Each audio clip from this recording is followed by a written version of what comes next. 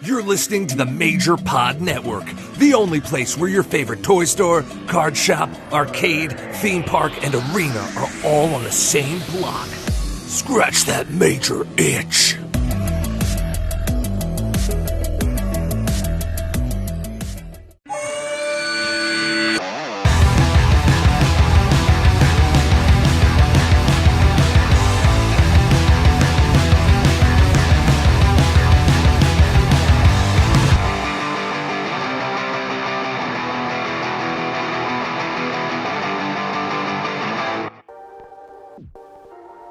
My friends over at Roosevelt's, they make the most incredible shirts.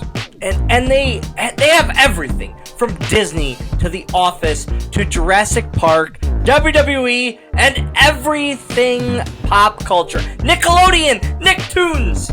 My son and I fight over the shirts that we get shipped to us. Use promo code SWOGGLE. Save 20% off any order, from button-ups to hoodies to activewear, everything. Guys, go to roosevelts.com, RSVLTS.com.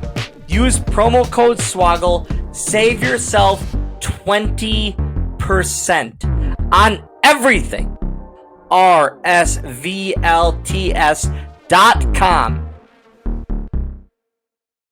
Hey guys, welcome to another episode of Going Postl, exclusively on the Major Pod Network.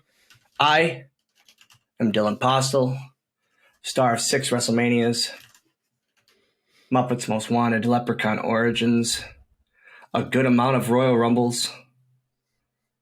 But this isn't about me. This is about a journey from nothing to something.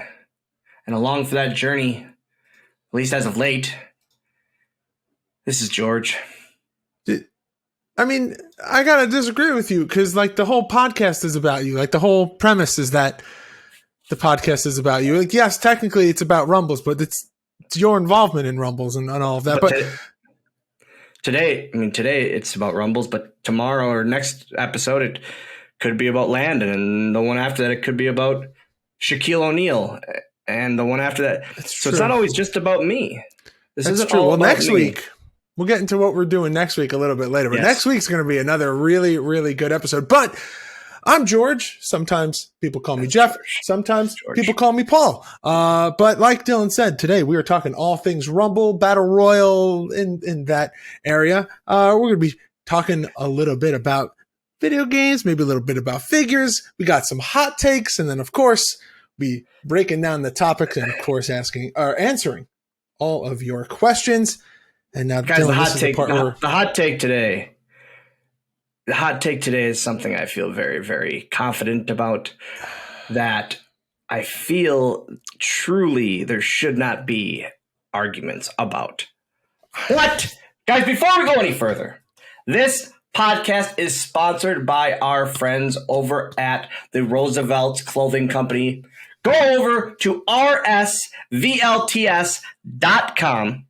Check out their button-ups, their hoodies, their performance shirts, anything you can imagine, and then use promo code SWOGGLE to save 20% off your entire order. Not just first-time users, not just on non-sale stuff. 20% off your entire order over at roosevelts.com right now. Absolutely. And of course, if you are not already, follow along with us on social media at Going Postl Pod. Make sure to follow Dylan at Dylan Postl on all forms of social media. Go and check out the YouTube channel. You can get video versions of this podcast for free. $0. Also, make sure to go and check out Dylan's Twitch channel, twitch.tv/Dylan Postl, as well as his Whatnot, which is going to be getting back into the swing of things after you come back from... So I realized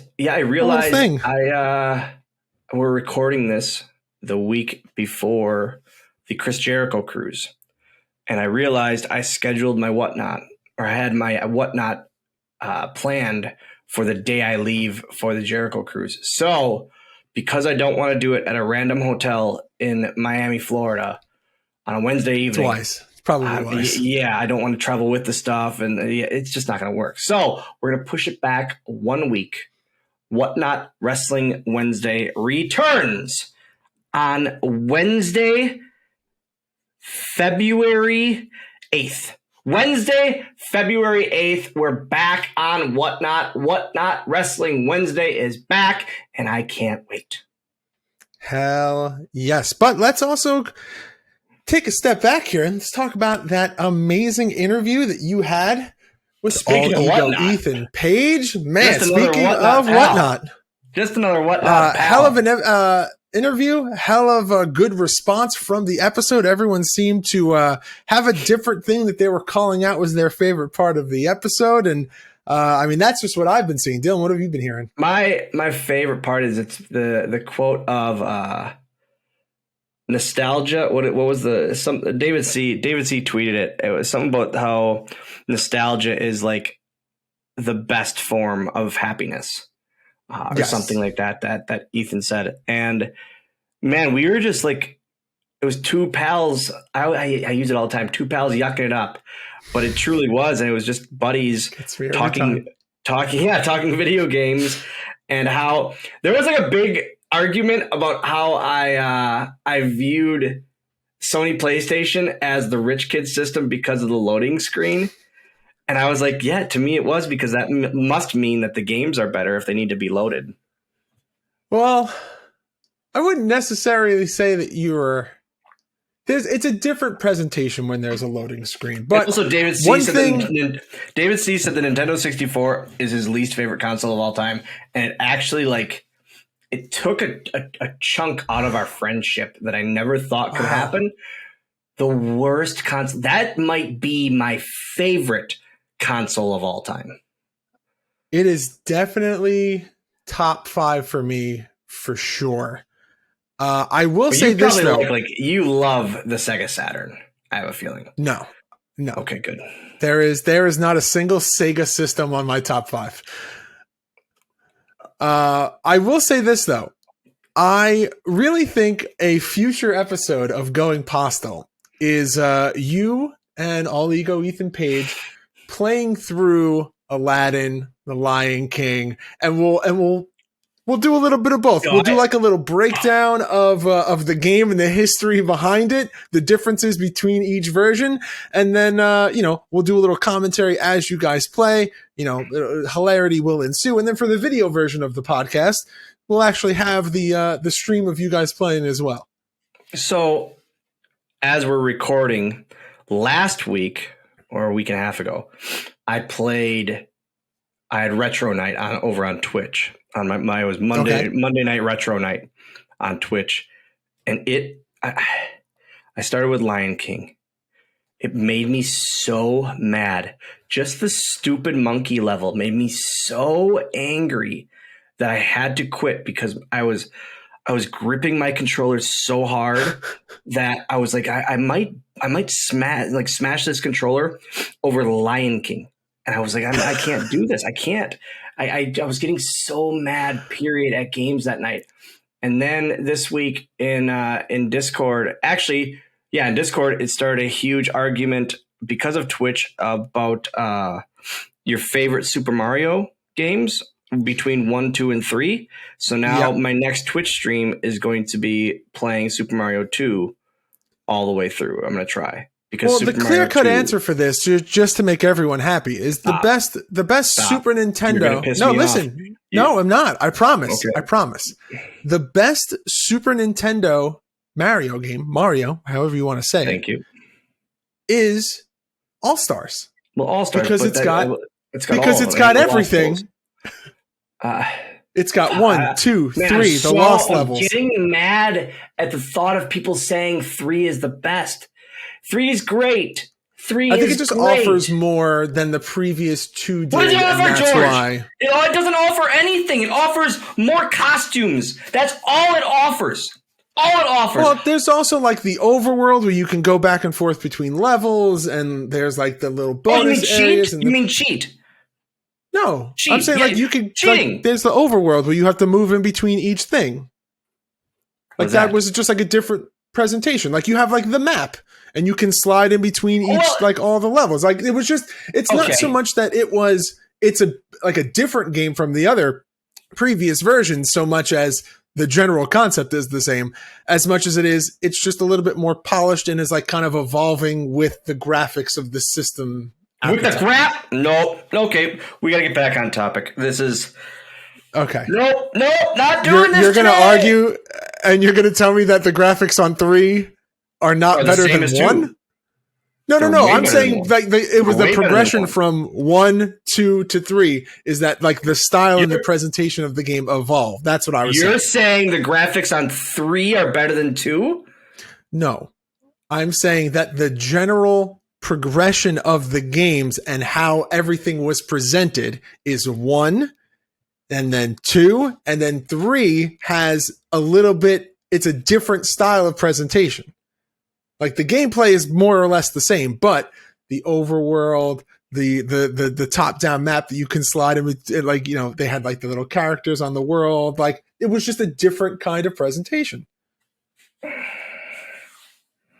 Don't get mad at me now. We're like less than 10 minutes into the episode. No one used the star. No one used the fire. No one used these things. No one even used a mushroom. Like, no one used a P-Wing. That was cheating. P-Wing is blatantly cheating. I just... 3 is not better than 2. Okay. Well, let us know. If you're listening to this, give Dylan a tweet at Going Postl. Give the podcast a tweet at Going Postl Pod. Let us know. 1, 2, 3. Let's hear Rank them. Rank the Mario games. Number 1, number 2, and number 3. Rank them best to least best. I'm telling you now. I can and please do not stop with the 2 is just a remake of Doki Doki or whatever it's called. I don't care. It's a better Mario game. I'm just happy that you know. I know because all these jerks keep telling me, it's just a remake of Doki Doki. I don't know what Doki Doki is. Super Mario 2. All right. Well, with that, I do believe that it is time for us to get into this week's topic. And like we mentioned earlier, it is all things Rumble. So with that, Dylan, are you ready to get into this week's topic? I thought you were going to say, are you ready to rumble? And I was going to immediately tell you that needed to be edited out and never again. No, I wasn't going to be that bad. I'm cheesy and corny, but I'm not rumble. that bad. We're going to rumble. I'm ready. Should I put in the let's get ready to rumble? No, I don't want to take it. If it's off Jock Jams, yes. Jock Jams was one of my... I'll put in the Jock Jams. Jock Jams was one of my first 5 CDs I ever owned. The first Jock Jams. Oh, God. That first Jock Jams CD is good. Great. All right. It's time to talk all things Rumble. Here we go. It's Rumble time. Mad Cat Beard Care, they are the absolute best. They make my beard feel soft, silky, smooth. But not only that, they've been a one-man show since 2019. Mad Cat Beard Care uses a portion of sales to care for local stray cats, cover their medical bills, find safe spaces, and forever homes. Their products are made to order with vitamins and all natural oils that promote strong, healthy hair and moisturize your skin as well. Mad Cat Beard Care has exclusive scents for myself as well as other wrestlers, such as a childhood favorite of mine, Delirious, Ring of Honor legend with his lime and French vanilla scent that makes my beard smell and feel amazing. And of course, make sure to try my exclusive scent, Swoggled with notes of lavender and sage. And guys, make sure to use promo code SWOGGLED to save 15% on your whole order at madcatbeardcare.com. And remember, the Mad Cat makes a happy beard. All right, Dylan, here we go. So we're going to go chronological order from your first Rumble appearance to the most current. But before we jump into that, I thought that you would like to know that your good friend, Kofi Kingston, in an interview in 2019 with The Wrap, gave you a lot of credit for helping him put together his Royal Rumble spots. The quote says, "Luckily for the past 11 or 12 years, the ideas have just kind of come to me. But Hornswoggle is usually the guy that I go back and forth with to brainstorm."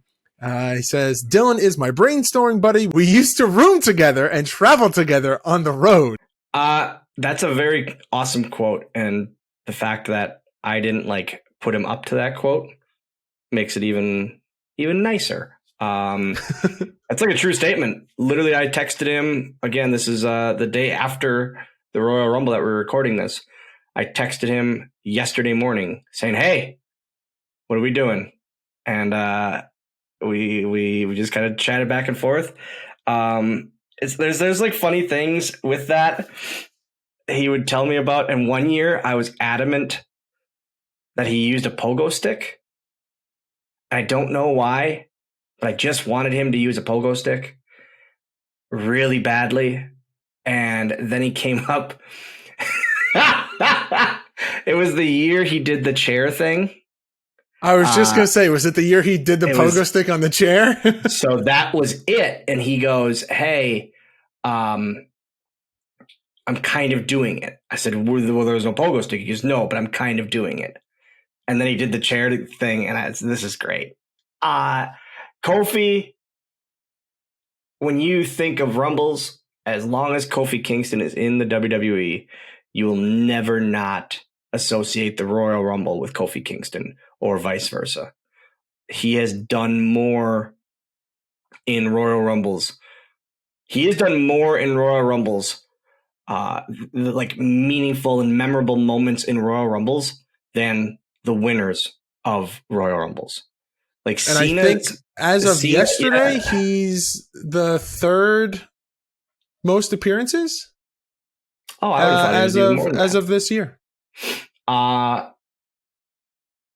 Like Cena's return at the Rumble may be, to me, the only thing that stands out more than Kofi Kingston's spots in the Rumbles.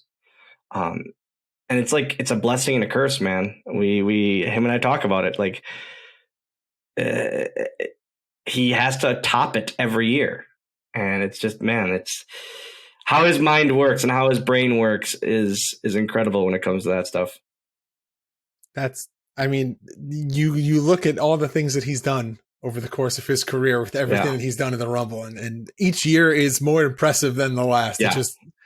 You're exactly what you said, how his brain works to come up with the stuff that he does. But you know what? He's giving you credit too. He's saying that you also help him with that as well. That means a lot. But that's a good pal. That's a good pal right there. That is a very good pal. And with that, Dylan, let's talk about the first Rumble appearance that I have here on the list, which is January of 2008. It's the mini Rumble. So I see that on the list, and I could be wrong. Did I not appear in 2007 with Finley? I didn't come out from under the ring, but for some reason I thought I pulled Miz out. I could be wrong. That might have just been like a battle royal or something, but I don't know. So that was when I was an actual entrant. Yes. Yeah. Well, let's talk about the mini Rumble. We've talked about it in the past here. Yep. So it was during the Vince's son storyline, and I was like, and again during that time, it was nuts because I was having full segments written just for me.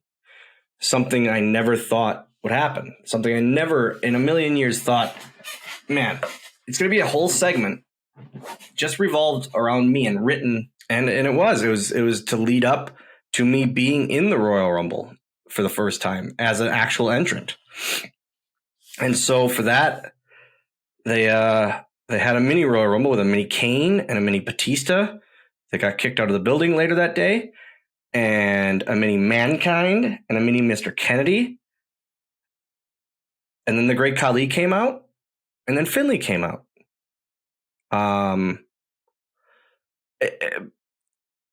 To be able to have a whole segment, like I said earlier, to be able to have a whole segment revolved around me is special.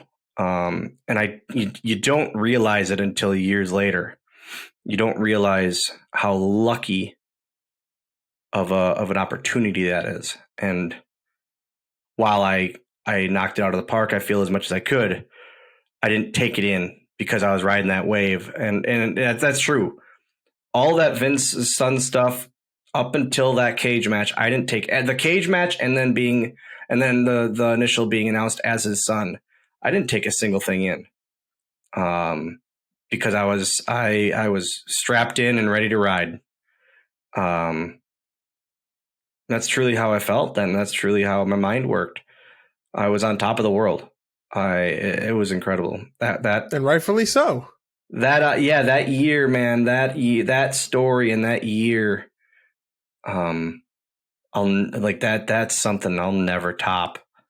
I never will get something that big ever again. But the mini rumble was fun. It really, really was fun. And to plan out with these other guys and just to have fun with it and literally like showcase me and doing actual moves and stuff like that was awesome. So I really, really enjoyed it.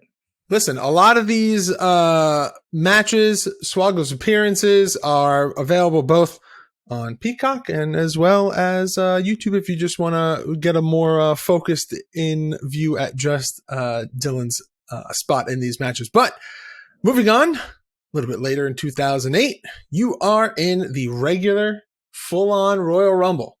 I want to say it was the next week. Might have been that Sunday. Oh, yeah, because that's true. I think that was the that's home. January and January. Yeah. So and then that first Rumble, man, Madison Square Garden, my least favorite arena to wrestle in and to be in stuff in. Just because once you do it once, you knock it off the list once, it's like, New York City, which you guys by now know, I do not enjoy New York City. I hate New York City so much. And you have to park across the street in this parking garage and just deal with city traffic and then walk through the fans waiting outside. Just walk through them across the street to the building. And it's just, I always hated MSG after the first time we performed there. It's like, okay, that was cool. That was awesome. And now it's like, I got to do it again. But this was special. I was going to be in my first Royal Rumble as a competitor, watching or being a part of my favorite match all year since I was a child. Like, the Royal Rumble is easily my favorite pay-per-view of the year, more than WrestleMania. I don't think you're alone in that. No, and it's become like a thing that we can talk about now and that people admit to, which is pretty cool, because growing up, everyone loved it was just WrestleMania. But now people are like admitting, hey, Royal Rumble is really cool. And it's I've always loved the Rumble. I've always loved it, man. So many fun memories as a kid involved the Royal Rumble. And now I would be able to be a part of one and like a competitor in one and an actual number. Insane. Absolutely insane. And I got the spot with The Miz. And then I believe I grab Mark Henry and he pulls me onto the apron in between him and Big Daddy V. Yep. And then Chavo tries to grab me too, and Chavo gets hit with the shillelagh. Here's Finlay. Chavo gets hit with the shillelagh, bang, and maybe either Mark Henry or Big Daddy V get hit as well. And then Finlay pulls me out with him to protect me. Oh, Finlay comes out and he is swinging for the fences. He's anyone that gets close to you. Loved it. And like, I just remember being in that and go and like in the meeting, and they're like, "Hey, you're gonna come out through the doors," and I was like, oh, like at WrestleMania 10 when the doors opened, because this is the Garden. It's that short entrance, and like it's a nothing entrance, but it's center of hard cam. It's center of the ring, and I was like, "This is gonna be awesome." And then I come out, and because it's New York City, I hear booing, and I go, "But it's me, guys! Like it's me!" And but man, you couldn't take away the fact that I was in my first Rumble. It made me so happy. And it's like one of the most talked about things too, because I wasn't quote unquote eliminated. I get it, guys. It happens all the time. I understand. Myself, Curtis Axel, we get it. It's okay. It's over 10 years now. I'm out. I've been disqualified. But it's still so technically it would have only ended when you were eliminated in 2011. I would say 11. Yeah. So guys, I got eliminated. I was eliminated in 2011. My feet touched the ground. But hey, that's a good run. That's a good Rumble run. 2008 to 2011. Hell of a run. But it really, really was fun, man. And it's part of that Vince storyline that, again, I just think, man, we're putting a lot of spotlight on me here. And I didn't accept it. Like it didn't hit me until years later that how much spotlight they really did put on me. Well, do you think that now looking back, do you think that had you been more aware of the spotlight that was on you, do you think that you may have been more cautious or nervous or maybe questioned more things that were being done? Or do you think that the fact that you weren't as aware helped you like at the time? I don't think I would have done anything differently. Because I was just happy as heck to do it. And B, I was like, man, this is what's written for me. Yeah, I'm not voicing up at the possibility of anything getting canceled here. But I do wish I would have. I talk about it all the time. I wish I would have been like, because I mean, it was me and Vince McMahon working together multiple times a week, every week, and we're sitting in the same room waiting for a live shot or to shoot a pre-tape. And I talk about it all the time. I wish I would have just been like, hey, man, what's the story on Nails? What really happened? Give me the scoop. And just like you have brought that up a couple of times. Yeah. My latest thing that I thought of, I was like, whose idea was it for the WrestleMania ring carts? Because I need to know. Because that, as a child, stands out to me as one of my biggest childhood memories is the WrestleMania ring carts. And whoever came up with that idea needs to be put in the Hall of Fame. Like stuff like that. Like literally stuff like that I think about all the time. Like, why the hell didn't I ask Vince this stuff? Instead, we were just both texting on our phones. Like that's. Well, text them now. Text them right now. I don't think I'm going to get a response about the WrestleMania ring carts these days. All right. Well, moving on. We just talked about it, but let's get into it a little bit deeper here. 2011. This is the next appearance of you in a Rumble, and this is the iconic John Cena, Tyson Kidd attitude adjustment. Heath Slater, CM Punk, all kind of involved with me. Sheamus was my eliminator. This was the 40-person Rumble, I believe. And so I was like, man, I think I'm going to be in this. And then like, yeah, you're in this. Hell yes. Awesome. So we're having the big Rumble meeting, which are, man, those Rumble meetings is something I will always hold so close to my heart as being so cool to be a part of, just how everything gets put together. And it's so awesome. It's so awesome how these Rumbles come together so perfectly. And it's incredible, man. 30 guys and girls in this match, and it just comes together usually flawlessly or pretty flawlessly. But they tell me I'm going to be in there with Punk, and then Punk's going to get eliminated, so it's only me and John Cena, and there's Heath Slater next. And at that point, after the meeting comes, because I was riding with Cena on the bus at the time, on his bus at the time. And so we were very close. And he goes to me, he goes, "Hey, this is your spot. You plan it out. You tell me what you want, where you need me." And I'm like, "What?" He goes, "Just tell me where you need me. I'll be there." And I go, no. And he walks away. And I'm going, "What the hell? What? No, you're asking me to put together a spot for John Cena? I can't do this." And so I came up with the Heath Slater thing and the Tyson Kidd thing, because Tyson Kidd and I have always been very, very close as well. And I said, "Hey, man, you think I can attitude adjustment you?" And he just laughed. And he goes, "Yeah." So I lift him up and I go, "Oh, I can do this." And he was so awesome to work with. He always is. Heath, I love him. I love him very, very much. Dear friend of mine. He was not all against it, but man, I gotta get eliminated by Swoggle.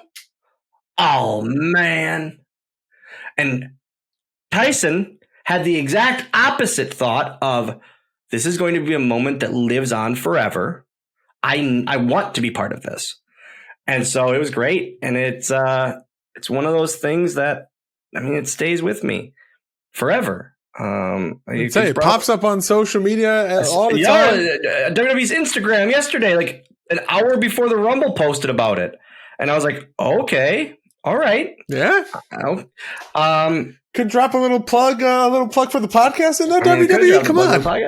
Could have taken the podcast, but no. Could have taken me, but no. Man, that's probably, no, it for sure is my favorite Rumble memory. And we'll talk about it later about the upcoming interview next episode in 2 weeks. But this night gets talked about, and the following day, because I stayed at one Brian Myers, Kurt Hawkins' house. And, well, we'll tell you the story in an interview. Yeah, that'll be coming at another time. Just 2 weeks. Yeah. You know what? We'll talk about it now. The next episode, Dylan brought it up. So the next episode of Going Postl is going to be Dylan sitting down with the most professional wrestler, one of Dylan's best friends, one Brian Myers. Maybe you've heard of him. Maybe you know him from the Major Wrestling Figure podcast. I'm assuming if you're listening to this podcast, you probably know who Brian Myers is. But that's next week, and it's quite the fun interview. The nice Ethan Page and I have been friends and very, very close for a couple of years now. Hawkins and I go literally back to 2007, where we've been like connected at the hip since then. So this interview kind of goes into detail about, hey, how did we become friends again? All the way to like his wedding and then everything in between and thereafter. So check it out. 2 weeks away. Small Talk with Brian Myers. Hell yes. Now, we're going to stay in 2011 here because we're also going to talk about Battle Royals here, because the December 2011, you have a Christmas Battle Royal on SmackDown, I believe, where that's where I got to talk. And I win the ability to talk. And how does it end? Do you remember how it ends? I pushed Sheamus off the apron after coercing him to let me go. I push him off the apron. That's it. And then Santa grants me the ability to talk. And I call Vicky Guerrero a grandma. And I'll tell you this, guys. I told everyone this was the episode of SmackDown you need to watch. because it finally happens. I finally get to talk after, that was 2011. After 5 years of grunting, I finally got to talk. And I was so goddamn happy. It was one of those things where I was like, it's been off and on and off and on and off and on. And finally we're having it. I came up with so many storyline ideas about how I would get to talk. And then and then we did the Teddy Long stuff where he was trying to find ways to teach me how to talk. That was supposed to end with me talking. Nope. Canceled. Miss Piggy's slap to me was supposed to be me talking. Nope. Canceled. And I was like, man, I don't think this is going to happen. I'm not counting my eggs before they hatch. Is that it? Counting the chickens before they hatch. Out of eggs. Yeah, it's the expression is don't count your chickens before they hatch. You couldn't, though. You can't count them because they're in eggs. You're actually making me Google this because you have me second guessing myself. But yes, it's don't count your chickens before they hatch. Yes. Got him again. What was the other one that I was like, that doesn't work? Oh, coming down the pike. Pike, because you thought it was the turnpike. I used it again today. I said down the pike. And the guy said, pike? I said, no, pike. And he goes, oh, no, I did it again. I did it again in real life. Guys, this doesn't just happen on here. This happens in day-to-day life. Down the pike. This is just the life of Dylan. Life of Dylan. So it was very special to me to finally be able to talk going forward. And then, of course... Let me interrupt you really quick. Yes. So you mentioned all the other options that could have been your moment to talk. If you could have picked one, because I doubt that we'll do a full episode on just the time that you were... Like, I doubt that we'll do a full length episode on just this Christmas Battle Royal where you were given the ability to talk. Yeah. So let's kind of do a little bit, a little conversation about that now. If you could have picked fantasy book, how does Hornswoggle get the ability to talk? So I really, really liked both ideas, the Teddy Long stuff of like the shock therapy and the teacher and all that. I really, really liked those. And those were really, really fun ideas. And I was like, man, finally, like, I think the thing was he would just be frustrated and go to like quit on me. And then I would just talk. Like I was just hiding it the whole time. And I was like, oh, that would be really fun. Or the Miss Piggy thing, because I love the Muppets, obviously. So her hitting me would knock some sense into me and I'd be able to talk. That would be great too. At literally any option. I was going to take a big bump from Mark Henry and that would have knocked sense into me so I could talk. And I was like, I just wanted it, man. I just wanted to be able to talk because, of course, I'm such a good promo guy. And then obviously going forward, they would use me in many promo segments. Nope. I just wanted it because I was so sick of, I think I was most sick of coming up with pitches for it and them going nowhere, that when it finally did happen, I was like, yep, I don't have to pitch that anymore. Ooh, that could be a fun episode. My pitches? I wish I would have wrote them. I wish I would have wrote them down. But I'm sure you have a good handful that you remember. Like, I think that it would be. If you've pitched 50 ideas over the course of your career, I would assume that you at least remember 5. Right now, I remember 2. Okay, that's enough. We could probably expand on that, and maybe when you're talking about others, those 2 others will come to you. But it could be a fun episode in the future. Just over the course of Dylan's time in WWE, here are random pitches that he came up with, and then we'll expand on that. Hornswoggle, what never was. Ooh, there we go. What could have been? What could have been? All right, so now we're going to jump ahead a little bit more. So we're going from 2011 all the way to 2018. And I'm not with the company. No, now we are in the greatest Royal Rumble. Talk to me about this. What was it like getting the call that they want you to fly all the way out to Saudi Arabia? Insane. Legitimately crazy. So I wasn't going to be even in the match. The Prince or King of Saudi Arabia, pardon me for being arrogant and not knowing,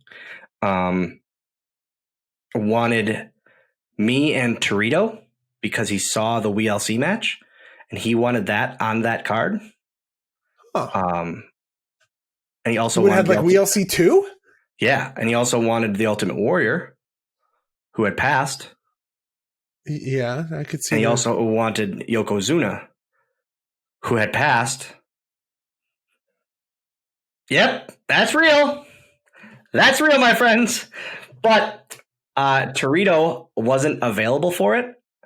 So they asked me, hey, do you know any other midget wrestlers? And there's this guy, Robbie, from out east in Rhode Island or New England, one of the two. They're all the same to me. But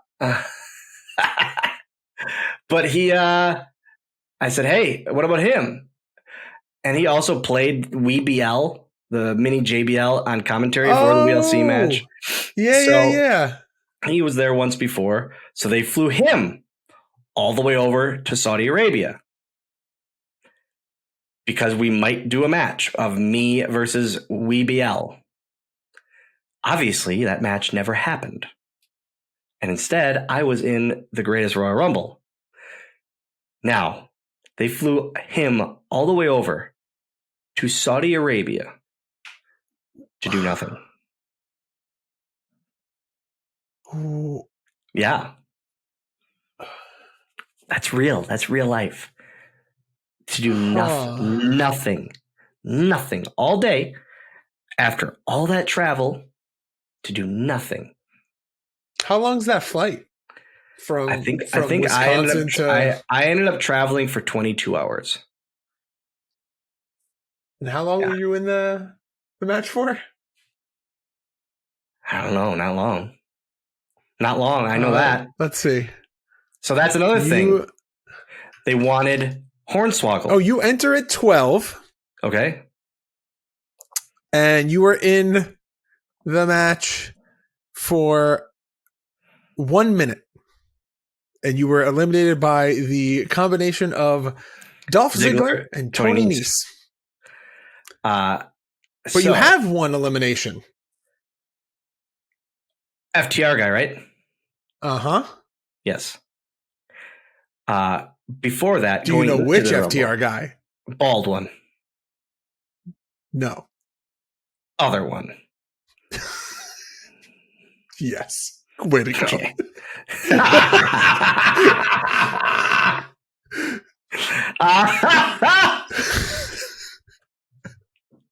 Good save, Dylan. Yep. Good save. So going into it, they wanted Hornswoggle. And I called my friend Brian Myers and I said, hey, man, what do? I got really long hair and it's dark hair. And he goes, they want Hornswoggle, be Hornswoggle. And I go, no, I don't want to be Hornswoggle. I want to wear my sweet indie gear and have my long hair because I really don't want to cut my hair for this one-off spot. And he goes, they want Hornswoggle. You got to be Hornswoggle. And now, like, Kofi's texting me and Ryder is texting me and all this, like, hey, dude, you need to do this. You need to shave your head and you need to bleach it and you need the Hornswoggle gear. And then I was like, oh, shoot, the Hornswoggle gear doesn't fit anymore because I'm not in 2008 shape. So I knew I could put the jacket on and not wrestle with the jacket. And I was like, I'm going to still wear my Swoggle gear pants because those will work. Puffy shirt is under the vest. Vest was very tight. So I take the vest to my seamstress. I said, how can you make this bigger? And she literally added a strip in the back middle to make it wider, and it fit. Now. Hey, as long as it works. Day of. We're planning this. At this point, my knees and my hips, Dylan doesn't do the frog splash anymore.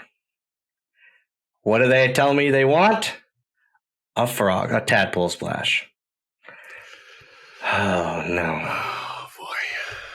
So now I'm going, okay, I haven't climbed a rope in about 6 months because my knees don't work. But I can't tell them that. How do I get out of this? Well, I got to just try it. And immediately after the meeting, we'll have the Rumble meeting. And I go, Kofi, because I was going to do a spot with Kofi where I was going to bump him and then hit him with a tadpole splash. Or he was going to get bumped. He wanted to take a bump from me and then tadpole splash. Great. So I said, hey, and then I knew I had a spot right after with Dolph Ziggler and Tony Nese. And Dolph is my buddy. So I was like, hey, I'm going to try climbing the ropes. And if it doesn't work, I can call an audible with Dolph. Great. I hit Kofi with what they called a Samoan drop. It was supposed to be the Finlay move. But because I'm shorter, I can't just sit with it like Finlay does. So it looks like a Samoan drop. But I was really, really pissed off that they didn't realize it was Finlay's move, even though I'm a tiny guy. And then I start climbing the ropes. And I just feel like it's not going to work. So you can see me looking at Dolph and going, now, or like, hey, getting his attention. So he would hit me, bang, and there's the elimination. That wasn't supposed to be it. It was supposed to be tadpole splash, bang, Tony Nese picks me up, puts me on the apron, and hits me with something. It didn't go that way because I couldn't do the tadpole splash. After I got eliminated, I'm walking up the side of the ramp, just head down, pissed, literally pissed. And then I get like past the stage and I just break down bawling because I knew it didn't go well. And now I stop, I compose myself, and here's Brian Hawkins. So what happened? I said I couldn't climb the rope. And it's just crazy to me, like thinking about that now. That's something I haven't thought about since probably then. Once again, Brian is the first one to meet me behind the curtain. And it's crazy. Like that's nuts. That's just, it's crazy how that stuff lines up. So he goes, well, compose. He goes, hey, get it together, kick out or something, whatever he said to me. Essentially, quit being a bitch. Like, in all honesty, he goes, go say thank you to all of them. I said, nah. He said, go. And he sends me up to Gorilla to say thank you to Michael Hayes and Vince and Hunter and everyone. And I remember the first person I saw was Michael Hayes. What the hell happened? I said, man, I just couldn't do the splash. My knees locked up. I can't do it. Oh, okay. Well, okay. So I walked right up to Vince. I thanked him and I thanked Triple H. And then that was it. That was the end of the day. But it's crazy to me, like, for something like that. I mean, obviously, we knew the match was supposed to be me and the other little guy. But for them to even like, hey, we're not going to do that, so let's just put him in the Rumble. It's awesome. Like it's awesome. Yeah. Well, because you're at this point, you're not with the WWE. I was 2 years out of the company, but you still had your entire career history with the WWE. So we're Hornswoggle for 10 years. You were your own personality for that long, and you had a fan base and people know who you are. You're a recognizable. I know that you will never give yourself the credit for this, but you are a recognizable name in the world of the WWE. People know who Hornswoggle is. It's just odd. It's still very, very surreal to me, but it's awesome. Hell yes. And now we're going to go to what is arguably one of the more hilarious appearances of you in the Rumble. The next year, 2019, you are under the ring with Zelina Vega. For the Women's Rumble, yeah. And it's... Were you under there the whole time? We've talked about this before. Are you under the match? That ring, that match, the whole match, yeah. So... What'd you have with you? We talked about in the past, you had Nothing. your PSP. What'd you have with you this time? Damn. This zero. This one, I also go, I'm not cutting my hair for this because I found out like that week, that Monday or Tuesday, I found out. And I was like, I'm not cutting my hair for this. I'm going to wear my leprechaun hat. And I'm not doing it this time because I knew the spot. And I was like, for 15 seconds on camera, I'm not cutting and bleaching my hair. Nope, not this time. I found out that Monday and about the idea. And then literally I had shows that whole weekend. And Landon, I didn't even tell Landon. And I just told him, hey, I'm going to be on the road for an extra day. And it was awesome. And that was at the Astrodome. So it's at this baseball stadium, which is just massive, absolutely massive. So then they're like, I said, hey, how are we getting me under the ring? And they're like, I think we're going to do it right before, but we don't know. I said, okay. So this is kind of something that we gotta figure out here, guys. Okay, we're doing it right before. I said, awesome. And then I look at the entrance and I go, am I going to have to sneak down that whole aisle? They go, we haven't thought about that yet. And I go, oh, Jesus. Okay. They go, we have a golf cart. We're going to black out the whole golf cart. When there's a video on the screen before the match, we're going to drive you literally up into the barricade, and then we're going to sneak you under. I said, hell yes. I'm essentially Justin Bieber. This is awesome. Because I was like, all these, like, this is something a rock star would do, how he has to get like snuck on stage. This is cool. So literally we're driving this golf cart and we can just see this little gap in the curtain in front of the golf cart. And I'm just in a black hoodie and black pants. And I'm like, I'm Justin Bieber. I'm Justin Bieber. I'm Justin Bieber. This is awesome. And so we get right to the ring and we go, all right, let's go. And I just run around the barricade, against the steps in front of the commentary table, and I just dive under the ring, and I'm there, and I'm safe. I throw the headset on, just like old times, and I was like, man, this is awesome. This is so cool.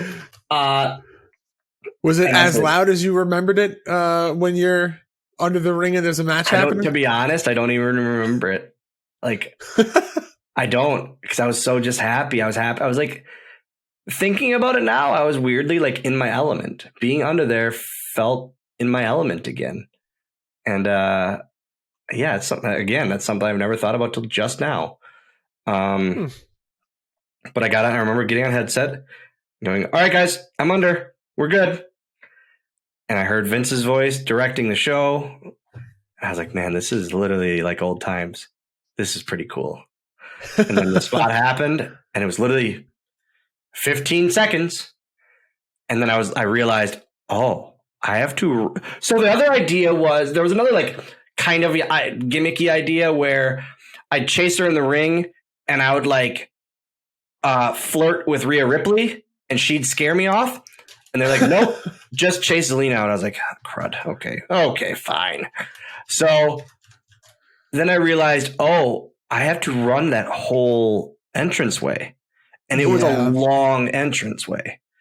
And I was like, oh, okay, here we go. If it's not a run, it's going to be a brisk jog into a brisk walk, into a walk, but I'm going to do it.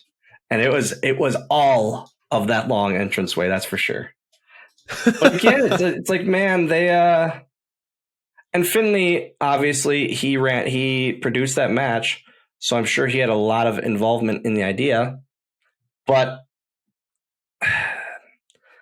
for them to think of me for that kind of spot really made me feel good. That's for sure. That as of recording, your latest Rumble appearance. You did not appear, despite what many people thought. You and a couple of other people on the Major Pod Network were expected to appear. One did appear from the Major Pod Network. One member of the Pod Network did. One of the Pod family. Yes, awesome.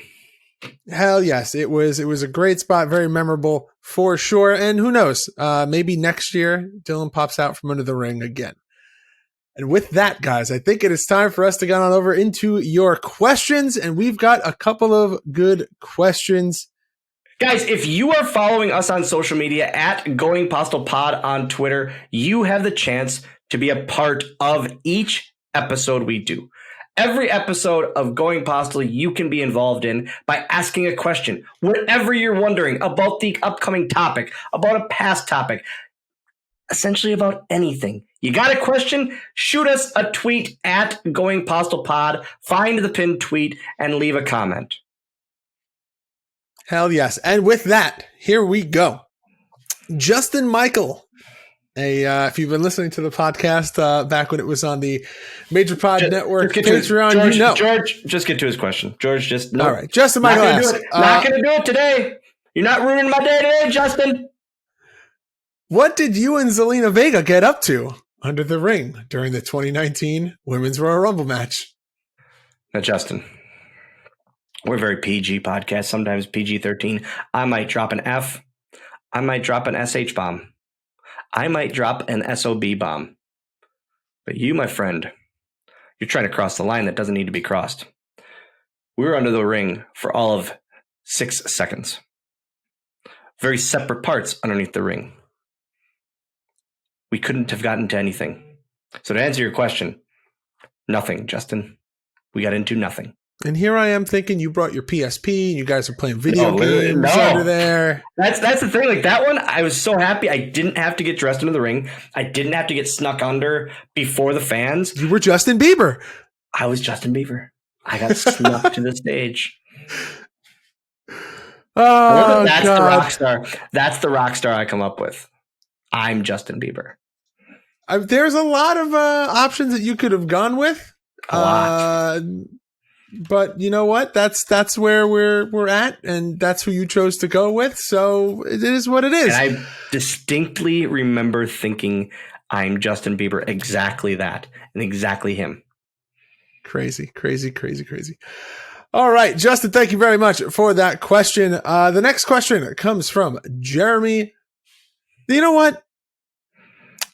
So Jeremy is a supporter of the Game Marks podcast, and his question is kind of a good one. It's very different, something that never came up in our whole thing, but we know him as Germ in the Discord. So Jeremy's question is, was there ever a Rumble that someone did something to you? And I will expand upon it, and I will even say pitched something to you that pissed you off or maybe made you uncomfortable. No. Punk in the 2011 one, he kicked me in the chest extremely hard, but it just made that whole spot better. No, I was so happy to be involved in every Royal Rumble that I was involved in that I was like, man, this is a dream come true here. I couldn't ask for more than that. Like I'm involved in the most memorable match of the year outside of WrestleMania stuff. This is pretty awesome. And I knew every involvement I would have would be talked about because I was the first person of my stature in a Rumble. Torito would be in one years later. But it's it's one of those things that I knew would be memorable. All right. Guys, thank you very much for your questions. If your question got picked, all you have to do is reach out to us at either Dylan's Twitter or Instagram, or if you are a part of our Discord, you can also reach out there. Dylan's social is at Dylan Postl, or you can reach out to the podcast itself. It is at Going Postl Pod. And now, Dylan, it is time for what is honestly going to be my favorite part of every single episode, because now it's time for us to get into the hot take. What's this week's? What are the options? There's no options. I just pick one and I surprise you with it. Oh, fuck. Here we go. Fuck, this is going to... Oh, here we go. Hey guys, Magic Candle Company is the best way to bring your favorite vacation scents to your home. The smell of a tropical beach, dark water ride, a cruise ship, or even a water park. The Magic Candle Company is the best way to bring those nostalgic and iconic scents from your favorite vacation spot to your home. Visit MagicCandleCompany.com and use code SWOGGLE to save 15% on your whole order and bring the magic home today. All right, Dylan. The hot take of the week is the segment where, hold on, I have to redo that because I didn't put the magic candle timestamp in. 5900 magic candle ad. All right, Dylan, here we go, as you like to say. The hot take of the week is a segment of the show where this is Dylan's area to vent, maybe try to convince people that his way is the best way. No. Stop right there. It's not convincing people that my way is the best way. It's convincing people that if they don't see it in the same light that I do, they need to reevaluate. They need to reevaluate their decisions. They need to reevaluate the way of their think. George, I'm hoping we don't need to introduce it every week once we get a couple of these in, because it's going to be a very simple part of the show. Hot take of the week. This is where you're right, I'm wrong.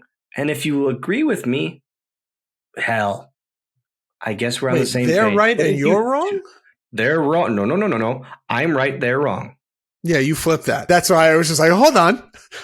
You have me, George. The issue is you already have me thinking about what this week's could be, and it's already pissing me off. I'm telling you. Well, so you've given me a couple to add to the list. I'm just picking from that list. But that's the issue.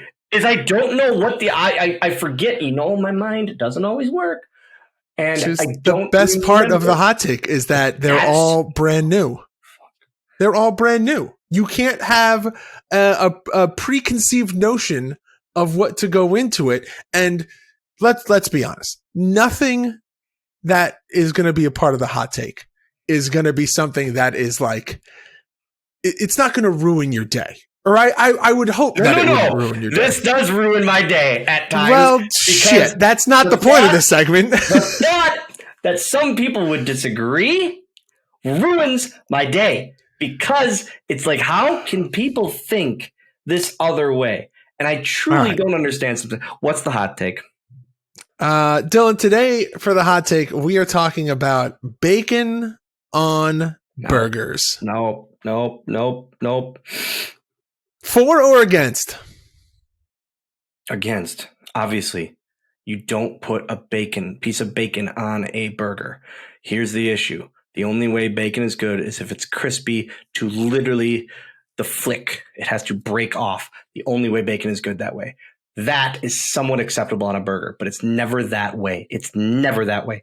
And that's I think crispy bacon is a hot take in itself. It shouldn't be. It really shouldn't be, because if you like floppy bacon or anything under crispy bacon, you're an insane person. Bacon on a burger, here's the issue.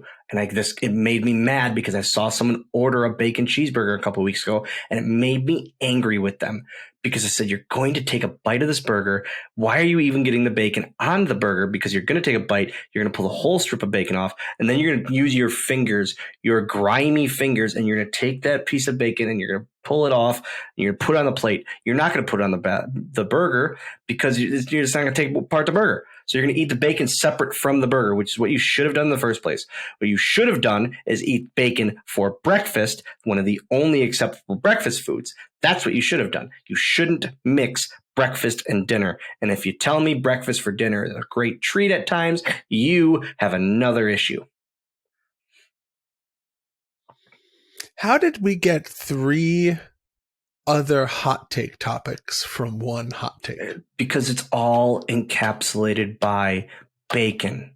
That's the issue. The issue isn't necessarily the burger. It's not the burger part. I love a good burger.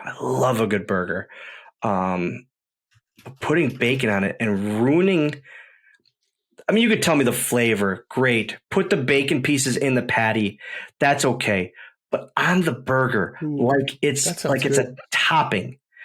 Just stop it. You're ruining the experience because you're going to pull it out of your mouth with your grimy fingers and you're going to separate it from said burger anyways. So why not just keep it separate to begin with? All right. What's your argument? Interesting. What's your argument? Do you like bacon on a burger? Okay. I am of the mindset that I like bacon on a burger. I don't think that it's a bad thing. It's not a require. I know people. There are people in my life who, if you go to a fast food place or any kind of place that serves a burger, they will always get the burger with the bacon. They will never get a plain burger. And I personally am a fan of just like a plain burger. I don't need to have bacon on the burger by any means.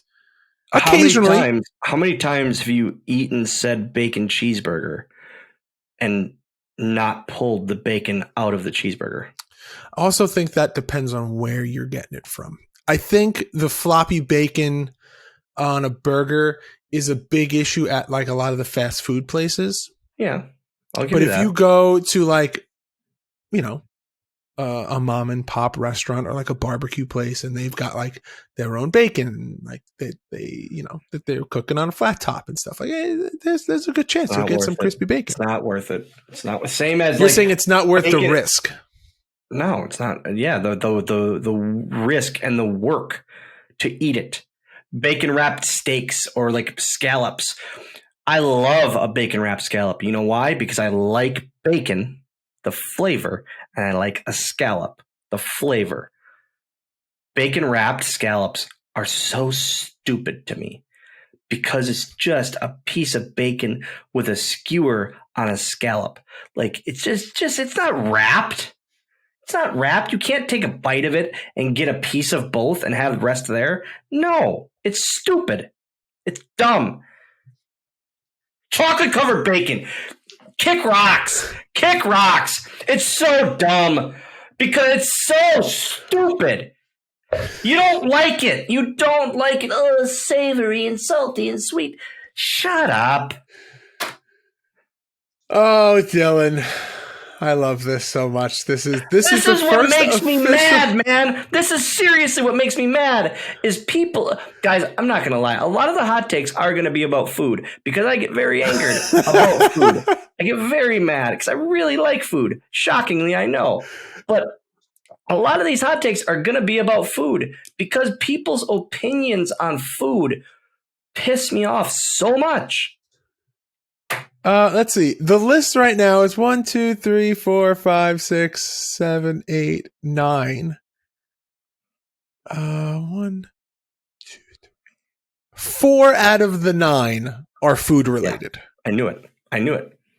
It's. And we've already covered 2 of them. So I'm telling you guys, this shouldn't even be a question. Don't put bacon on a cheeseburger. If you put it in the patty, it's one thing. Do not put it on the cheeseburger. Save yourself the mess and the hassle. But is it acceptable? Okay. No, it's not acceptable. It's not acceptable. Hypothetical. You are guaranteed. You go to this restaurant and they are known. Their number one thing that they are known for is that their bacon is the crispiest ball of all the bacon. It doesn't matter if it's on a wrap, on a plate, on a burger. It is guaranteed. That's another thing. These guys getting like chicken bacon ranch wraps. And you're getting a whole strip of bacon in this wrap. You're telling me you're going to take a bite of this wrap and not pull out the whole strip of bacon? Get out of here. Stop. And I know it's okay. Chopped bacon is one thing. That's acceptable. But, oh, man. No, George, I know where you're going. The crispiest even bacon. Guaranteed, you're still just no. Put it on the side. You want bacon? Put it on the side. Jesus, I dropped my pen. Now I got to flutter with something. No, we're done. We're sending it home now. Guys, this is the outro time. Reevaluate your lives. I love that all of you that support this podcast and that listen and watch this podcast. I appreciate all of you. But if you truly enjoy, quote unquote, bacon on a cheeseburger, it's time to reevaluate your lives. It really is. I would like to make sure that everyone knows that these are Dylan Postl's views and not necessarily the views of the entire Going Postl podcast or the Major Pod Network. These are just the views of one Swoggle. I can't do this. Do you want to scrap the hot take of the week? Maybe we do it once a month. Maybe it's not an every episode thing. It's happening. It's happening. All right. Well, next week, we already talked about it. Dylan's going to sit down with one of his best friends. He's going to be sitting down with the most professional wrestler, Brian Myers. A whole lot of hilarity happens in there. Some great stories about their friendship, their time on the road, just things that you are not going to hear anywhere else but on this episode. We go through wrestling stuff, independent stuff, his wedding, Twitter stuff. You sleeping in his parents' basement. I'm so glad that he brought up the story about me sleeping in his mom's basement when we were with WWE. Guys, you got to listen to this one because this one was a fun one. It is the best. Now, a little peek behind the curtain here. That was actually slated to be the first interview, but there was some scheduling issues, and it actually is now going to end up being the second interview. So you will hear things in that episode. I believe at one point Brian talks about he's going to a Royal Rumble party. So this obviously is airing after the Royal Rumble. So just know that it was originally slated to be the first one, but there were some scheduling conflicts. But that's it, Dylan. Plug your stuff. Tell fine people where they can find you, where can they buy all your merch. Guys, DylanPostl.com is everything merch-wise and supporting me personally. Also, twitch.tv/DylanPostl every Monday, every other Wednesday. Guys, and finally, SwoggleAuction.com. That's right, SwoggleAuction.com. Go there, sign up, and get $10 for Whatnot for free. A free $10 on Whatnot for absolutely zero money. All you got to do is go to SwoggleAuction.com and sign up for a free $10 to Whatnot. Whatnot has been such a supporter of mine and this channel. I am very, very happy to be part of the Whatnot family. Now, did you mention your Pro Wrestling Tee store? Because there's also ProWrestlingTees.com/Swoggle where you can go and get all of Dylan's shirts. And that also is going to be the home of all of the Going Postl shirts. We got a couple that are planned. I'm working on the designs right now, so those will be going up within the next couple of weeks. There's the Going Postl shirts that we have coming down the pike are going to be a lot of fun.